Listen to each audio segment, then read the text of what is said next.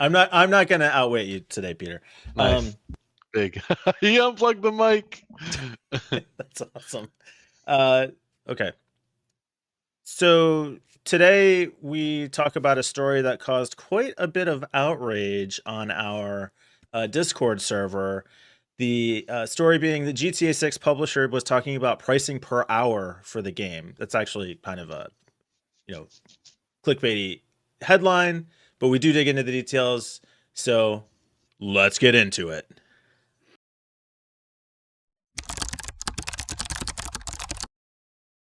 This article created some excitement in our Discord server, which everybody should join. Come on, fun little community, like and subscribe to the show. Peter's already reacting.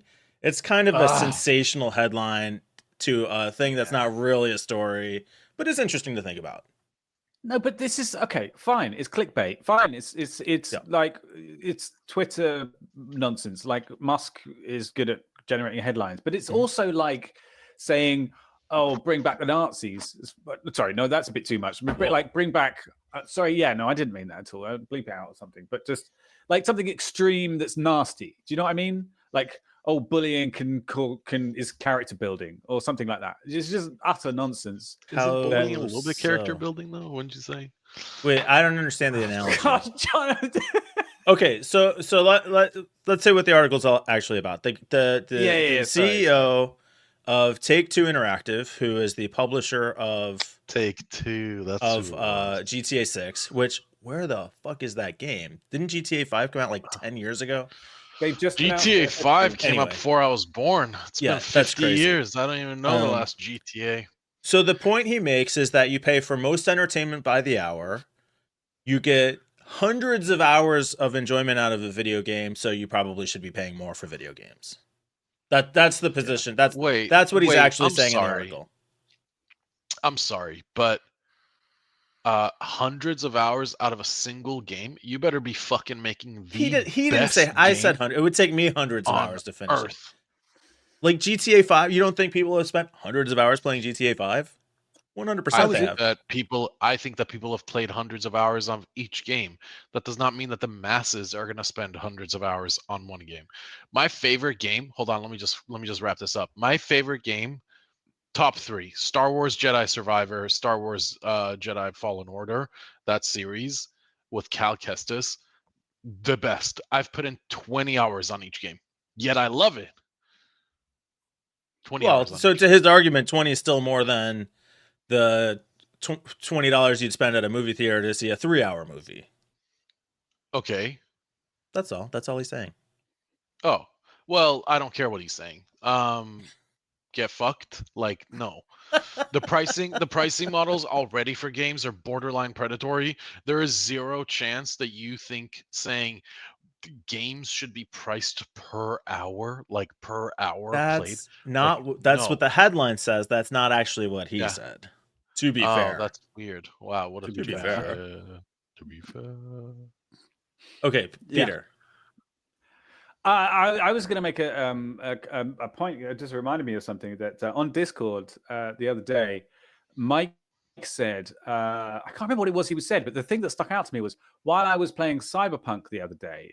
I said that? Irrelevant comment. I didn't say that. Yeah. Hang on, you did. You were playing Cyberpunk, weren't you? I was not playing Cyberpunk. I was playing maybe Baldur's Gate. So good. I said that? I think you're confusing me with someone else. I voted for Baldur's Gate. Mr. T said he was playing. Okay. That makes more sense. Oh, that just makes my point irrelevant because I was thinking, I read it on my phone while I was out somewhere, and I don't usually respond to Discord messages on my phone. But I remember thinking, oh man, I've got to take the piss out of Mike for playing Cyberpunk because he just. But it wasn't you. Well, Mr. T playing it, that's fine. He pitied the fool. I will post a picture of my gaming console on Discord for everybody to see. Have you been playing Baldur's Gate then? Yeah. Do you think you should pay for that by the hour? I'll answer that in a second. I tried to play it this weekend, and I don't like the feeling. Like, it's a fun game. I enjoy it. I don't like the feeling of sitting down, and then 6 hours are gone. Like if I'm gonna have that feeling, I want to be high for it or something. I don't, it's Okay, like, Better get excellent. some weed because that is how you game. actually, That that's is brilliant. Baldur's. not a bad That's Baldur's point. Gate. Okay, all right. Maybe you've now convinced me to Baldur's give it Gate- another shot. I don't know if I mentioned this, but okay, Baldur's Gate came out. Me and my two friends had committed that we're gonna do the first campaign together. We finished the game in 75 hours, under a week. Oof. We literally played. My wife didn't see me. We played for just all available hours. Guys, I don't think we should be making this, you know, like on a video we're going to publish on the internet. Yeah. Why? Wait, what's wrong with that? No, I wasn't saying. I mean, wake up, work, and then as soon as I'm off, Baldur's Gate until 3 a.m., then sleep deprived, wake up, work, then do it all over again. For 8 hours a That's day is 40 days a week for the business, like a Yeah. business week. Okay. Like I was saying, we weren't.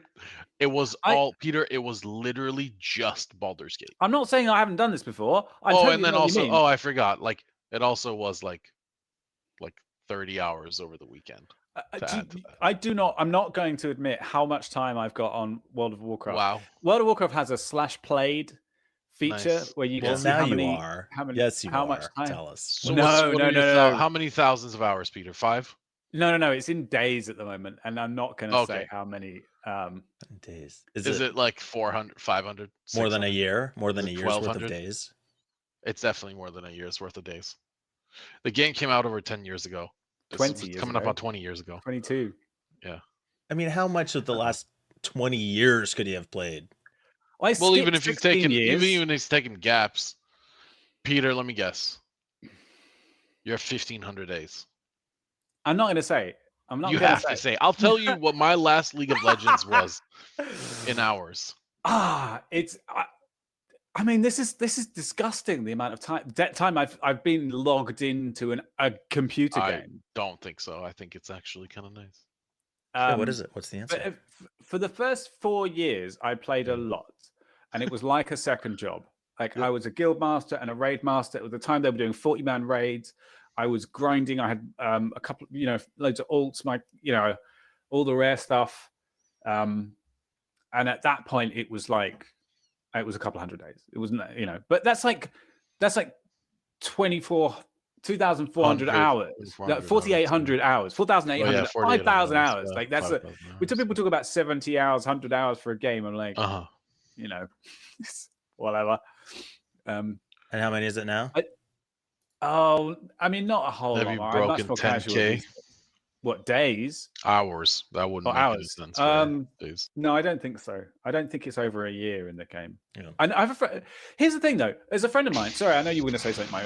There's a friend of mine. I won't say his name because I don't want to embarrass anyone, but he's a good friend.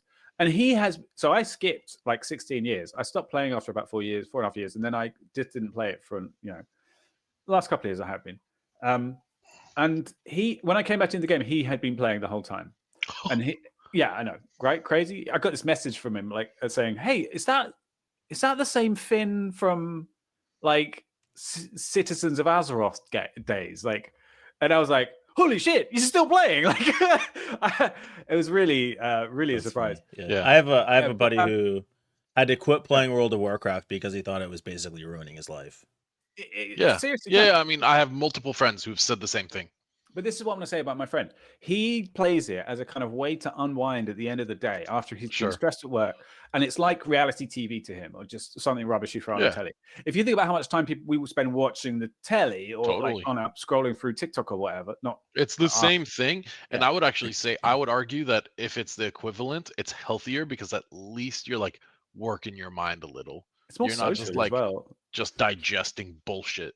TikTok feels the same way as like time just disappearing with every swipe. But TV doesn't feel that same way to me. But the difference with TikTok, I think, is that you are not mentally fucking creating folds in your brain. But you are playing Baldur's Gate. Baldur's Gate, you are critically thinking, you are making super important decisions. And that's the difference. I did play a little this weekend. I actually was just looking at my time. So this is I'm let me just make sure I have the right number. Let's see here. I'm at 130 hours on Baldur's Gate. 130. So Baldur's Gate, I have 52 hours. Not bad. And I played for a little this weekend, and I just learned that you can jump. Yes. So would you pay? So that's hours? my level of gamer experience. Would you pay $10 an hour for that game? Back to the article. He says in the story, in terms of pricing for any entertainment property, basically the algorithm is the value of the expected entertainment usage, which is to say the per hour value times the number of expected hours, blah, blah, blah, blah, blah, blah. And you'll see that bears out in every kind of entertainment vehicle, which seems like a weird statement to me because it makes me think of like CDs. I can listen to a CD. Books. I could buy Piano Man and listen to it on auto repeat in my dorm room for 4 years like my fucking college roommate did. And I don't pay another penny on it. So the per hour price just keeps getting lower and lower and lower, not counting the broken furniture that's thrown at you. That's the price is in your soul. So I can see, I mean, there are video games that rent, like there are places to rent games by time, but rent the DVD and send it back. There used to be, you used to be able to do that on Netflix. So there are hourly models for gaming. It's like, okay, so you got a guy who plays 10,000 hours. How much are you going to charge him for that game? 50 cents an hour, and somebody's going to write you a check for $5,000? No, that's a weird way to think about it. Here's my take on this, right? So I think it all comes down to sort of corporate greed in a way. Not just corporate greed, but like the idea that we need to be fairly compensated for the value that people are getting out of us. And it's a kind of a shame because I think that how we should think about the world is, are we okay? Have we got enough? Are we sufficient? Like, have we got enough to live and work and be happy? And that's really all that should matter. I get the fact that it's nice to feel like you're not being exploited, and that's a kind of a fair thing. But on the other hand, there's a level at which you have enough and you don't need to be continued to get more out of it. It's the same mentality as Disney extending the copyrights for 1 million years plus 75 years or whatever it is. Every time something goes up, they argue, oh, we're still making money from this. Basically, we still should deserve to be. Like, one of the reasons I love basic income as a concept is because I think if everybody had enough money to eat and live somewhere, then it would fundamentally shift human society to a culture-based rather than a work-based way of living, rather than constantly being about like looking after yourself and being selfish. And you would choose the things you want to do and do them for the joy of it, or so that you can get something else. It's like, yeah, that's true, anyway. But it doesn't preclude people from starting businesses, and people are still going to want to spend money on entertainment. So I don't know that solves this issue. This guy could look at the product and say, wow, we're delivering a great value because somebody could get hundreds of hours of enjoyment out of this thing. But I think what they're looking at is, holy shit, we launched GTA 5 in 2013, and 10 years later we're launching GTA 6. How are we going to make our money out of this? We have to charge more. Well, my question is, how much money did you make off GTA 5? Here's the thing. I disagree, Mike. I think it would solve the problem. Not immediately. It's not like a do X and get Y as a result. It would be an indirect result because it would shift the way that we think about life, the way that we think about our whole lives. But you're still going to pay for entertainment. But I don't think you would have to so often. There would be so many more forms of entertainment that people are offering to others that they're doing just for the joy of creating. So if you had those opportunities, you never would have sat down to play World of Warcraft for all that amount of time? I think those things will still. No, I think I would still play World of Warcraft. I think World of Warcraft would still exist but in a different. It would come to be in a different way. Like, people would get together and organize larger projects and do things like that, but not with money as the incentive. As self-interest as the incentive. Yeah, I am not sure I can envision that future with you. Feels very. I think I see what Peter is saying. Like, if I just want to make games, to make games, because that's how it used to. That's how it was, right? Like we go all the way back. Like they didn't. The idea of games wasn't to make a bunch of money. It was like you enjoyed games, so you wanted to make them. You want to entertain other people. But it's basically like saying, you know, communism is perfect as long as no one's greedy. Yeah, but people are greedy. We are inherently selfish. Yeah, sure. No Of course, people people are selfish, but like look at the internet, right? Like the internet could have been a fiasco. Same as how television networks could have been. Whoa! I mean the infrastructure, not what's on it. Yeah, true. Right? Like we look at television infrastructure, and it's actually a nightmare. Everything is segregated. Everything is proprietary. There's no open protocols. There's no standard. And we look at the internet, and it's actually perfect. Like it's literally perfect.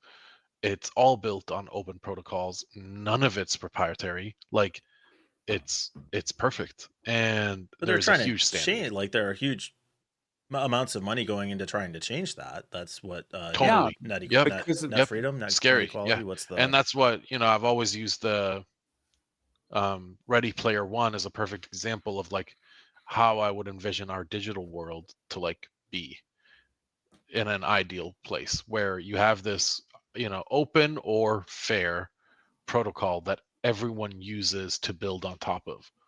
So like socializing and like games and markets and stores and shopping and like, but it's all built on top of this open, fair protocol where like anyone can get a headset from anywhere, just like anyone can get a smartphone from anywhere and connect to the internet. You can connect to this place. Fuck, it's so cool. So bottom line for me is it's an interesting idea. The conversation's fine. Don't be a dick. Sell a good product at a fair price and Like and off. subscribe. Oh, right. And like and subscribe.